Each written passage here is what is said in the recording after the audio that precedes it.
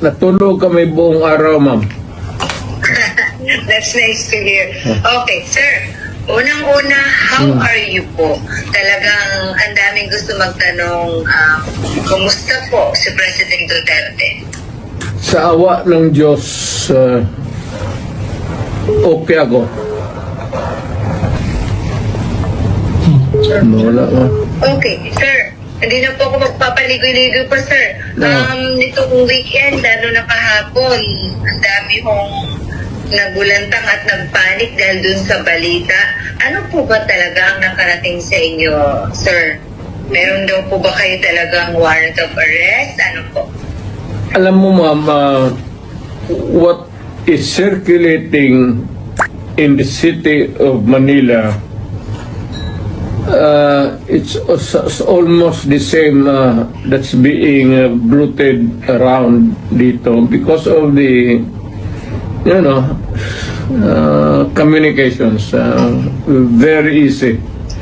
As a matter of fact, it's almost instant. Ilang segundo lang. So, ang masasabi ko, ma'am, is though I do not claim ignorance about the moves before and long before and after a few months of respite, nandiyan na naman yung issue. So I guess this mga ano na ito issues, I would call them, would hound me until the dying days of my life. Okay. So, ano to, sir? So, they won't really stop. Again? So, talagang hindi sila titigil, sir? No, as I remain, mainly if I remain to be a politician all the year round. But it might simmer a little bit down the line. Siguro pag hindi na masyado ako active.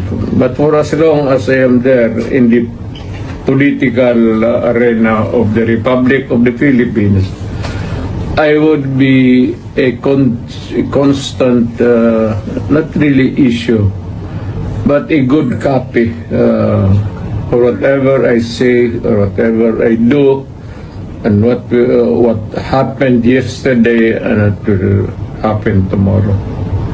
Alright. Ganon kayo. Sir, okay. Sir, does this bother you, sir? Itong mga naglutangang information na meron ng warrant sa inyo? Warrant of arrest?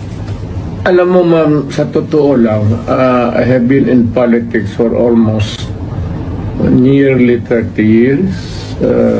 Been mayor and lahat na klaseng issue. Firstly as vice mayor, then congressman, then as president. Hindi ko naman siya nasabi minamaliit ko. Pagyayabang yan eh. But it's almost an day in, day out, month long, year after year.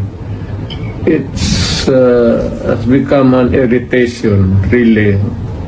Especially if patanda ka na and you still have to deal with the same questions and issues until now. Pero I take it as part of my political life. Kasi nandyan ay early on nagpasok ako sa gobyerno as a prosecutor that verily as early as ilang taon lang pumasok na ako sa politika. Okay. Sir, kung sakali nga po na meron at kayo ay pasoman po, will you appear? Again, ma'am. if ever na meron na po talaga, kung talagang totoo nga itong warrant of arrest ng mga lumulutang, sakaling meron na talaga, what's your plan po? Will you appear kung sakaling ipasomag po kayo, sir? I would say that not really appear on non-appearance, but I will deal with the problem directly, frontally. As a lawyer, gagamitin ko na yung pagka-abogado ko. Okay, sir. So, suffice to say that you have been prepared for this po, Mr. President? For the longest time. For the longest time since, as far as I can remember, maaga ako nung ilang years early on, so that to be around siguro, put it lightly, mga first 5 years, first term, second term, nandyan na yan. So, I have learned to deal with the problem directly, frontally, and walang pasikot-sikot. Alright. I have been very frank all these years. Alright. Okay. Sir, aside from this po, sir, meron din pong ifinal sa inyo sa DOJ na inciting to sedition. Unang-una, what's your take on this po, sir, na kayo po ay napailan ng ganito, sir? Is it the sedition ngayon? That's different, sir. Sir, from ICC, sir, meron din po, di ba, sir, may pinal din po sa inyo yung inciting sa DOJ? Inciting to sedition? Wala akong alam yan. Ngayon lang. Alam ko na may plano na idemanda ako, pero specifics, ngayon ko lang nalaman. Yun sa ICC, matagal na yun. Whatever course it might turn to, I am ready for it. Kasi dumaan ako sa trabaho ko, ma'am, as an appointed elected official of the Republic. I do not there no excuses to give. I offer no apology. I did what I did because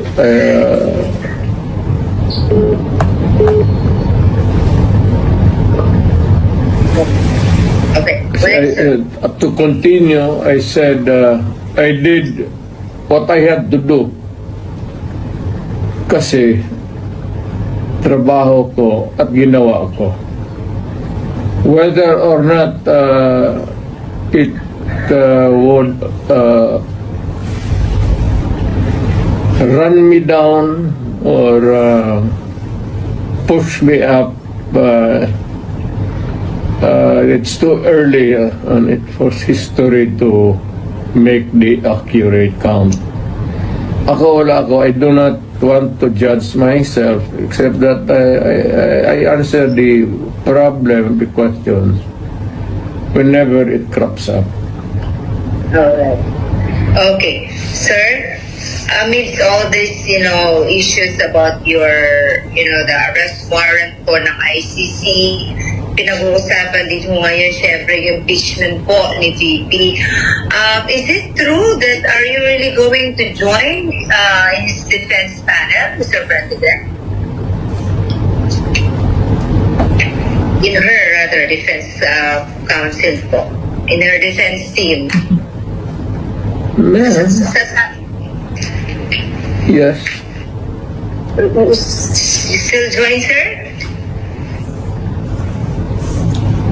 Pero Yes. you want the defense, the lead counsel anymore, sir?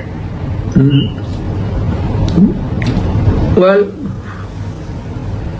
I will deal with the multiple problems as they come along. And there will be a lot of them. But the basic issues remain the same. Alright. Sir, nakapag-usap na po kayo ni VP? She was beside me a few minutes ago, after dinner. Alright. It's good to hear you have dinner together. Sir, ano pong pinayo niyo sa kanya, sir? If there's any po. Na pag nawala ako sa political scene, either natanggal ako o namatay ako or whatever, for any reason, sabi ko sa kanya, hiningi ko na sa Pilipinas na tulungan ka pagdating ng panahon mo.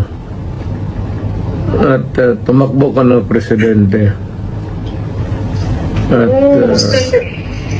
continue. Hindi ko hinarang yan, ma'am. Ngayon na lang. Of late. Because I think I'm pretty with this kind of problem pa ulit-ulit.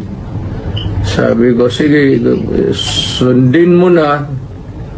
And for all the unanswered issues, ikaw na ang magpatuloy ng sumagot. At kung mo-presidente ka man, sundin mo lang yung style ko. At okay ka. Huwag kang matakot, sabi ko, makulong ka. So did you say sundin ang style mo? Oo. Anong particularly, sir, ang style ni PRRD ang gusto niyo makuha po ni VP Sara para mag-be okay talaga? You cannot change the Philippines overnight into a trouble-free country. But you can minimize the misery of the people in the hands of the oppressors and the criminals and all.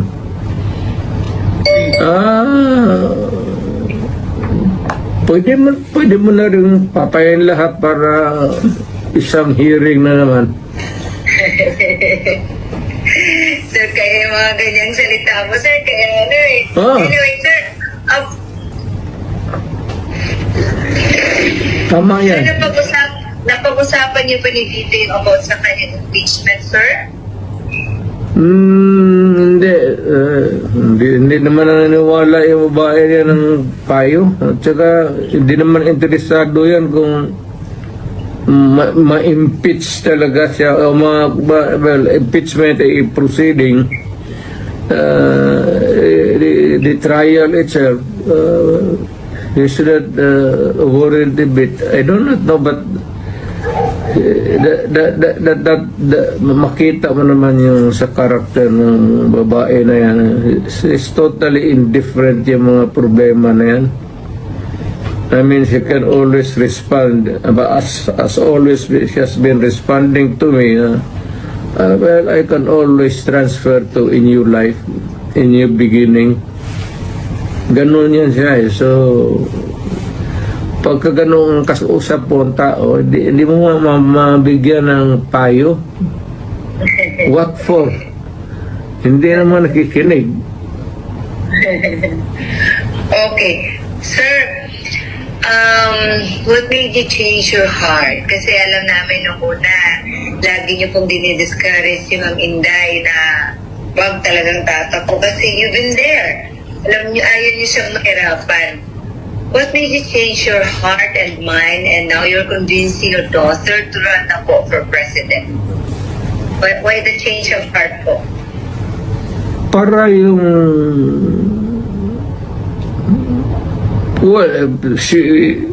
she truly loves her country. Dapat gawin niyang gawin.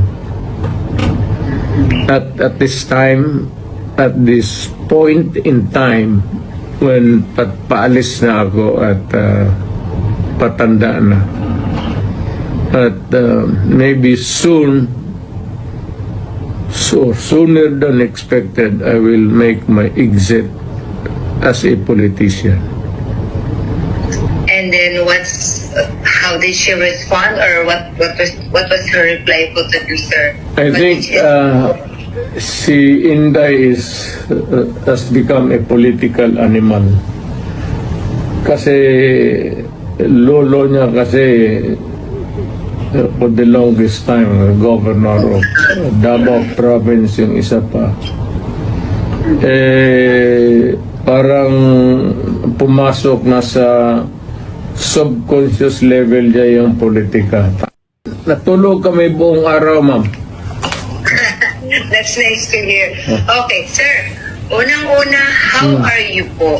Talagang ang daming gusto magtanong, kumusta po si President Duterte? Sa awa ng Diyos, okay ako. Wala nga. Okay, sir. Hindi na po ako magpapaligoy-ligoy po, sir. No. Nitong weekend, na kahapon, ang dami hong nagulantang at nagpanik dahil dun sa balita. Ano po ba talaga ang nakarating sa inyo, sir? Meron daw po ba kayo talagang warrant of arrest? Ano po? Alam mo, ma'am, what is circulating in the city of Manila, it's almost the same that's being bruited around dito because of the communications, very easy. As a matter of fact, it's almost instant. Ilang segundo lang.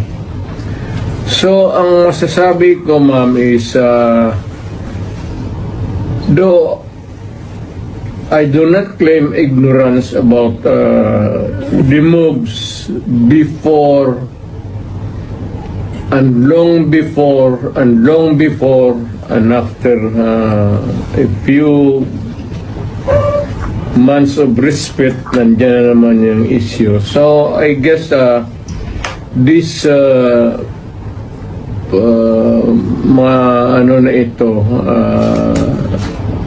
what issues I would call them, would hound me until the dying days of my life. Okay. So, ano to, sir? So, they won't really stop. Again? So, talagang hindi sila titigil, sir? No, whereas as I remain, mainly if I remain to be a politician all the year round. But it might simmer a little bit down the line. Siguro pag hindi na masyado ako active. But for as long as I am there in the political arena of the Republic of the Philippines, I would be a constant, not really issue, but a good copy for whatever I say or whatever I do, and what happened yesterday and